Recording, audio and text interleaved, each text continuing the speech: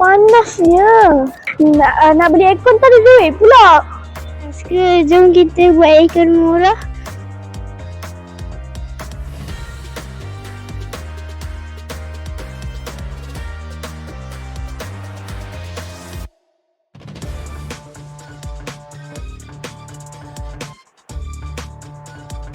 Hai kawan-kawan, nama saya Imam Mikael bersama Afizan. Saya akan menceritakan penambahbaikan Smart Pack. Antara penambahbaikan yang kami lakukan adalah membaiki sistem air, membaiki air yang terkondensasi dan air menitik. Yang kedua adalah menambahkan sistem solar supaya menjimatkan tenaga elektrik. Dan yang ketiga, menambahkan roda supaya memudahkan inovasi dialihkan. Masukkan air dalam bekas, sabung elektrik, kabus halus keluar dari pacemaker, kipas tiup, kabus keluar dari paip. Hasilnya, udara yang segar, sejuk dan menyegarkan. Terlupa pula tentang kelebihan Smart Pack kan? Antara kelebihan Smart Pack adalah mudah alih. Kami menambahkan roda supaya inovasi ini mudah dialihkan dan boleh bergerak ke mana-mana sahaja. Yang kedua, jimat tenaga. Daripada wayar, kami tambahkan kepada sistem solar supaya menjimatkan tenaga. Yang ketiga, harga bawah RM100. Keempat, mesra alam.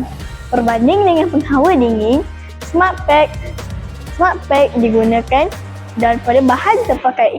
Yang kelima, multifungsi. Lampu lip lap daripada Smart Pack boleh dijadikan hiasan akuarium dan juga lampu tidur. Manakala bekas kecil boleh dijadikan lampu kecil. Boleh dijadikan meja kecil. Sekian, terima kasih.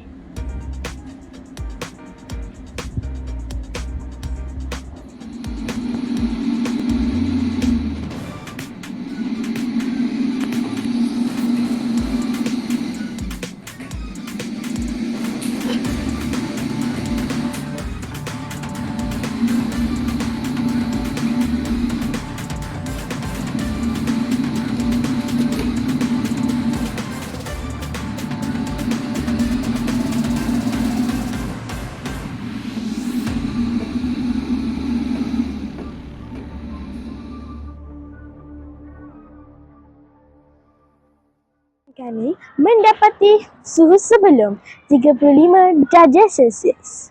Suhu selepas guna Smart Pack 25 darjah Celsius. 80% pengguna puas hati.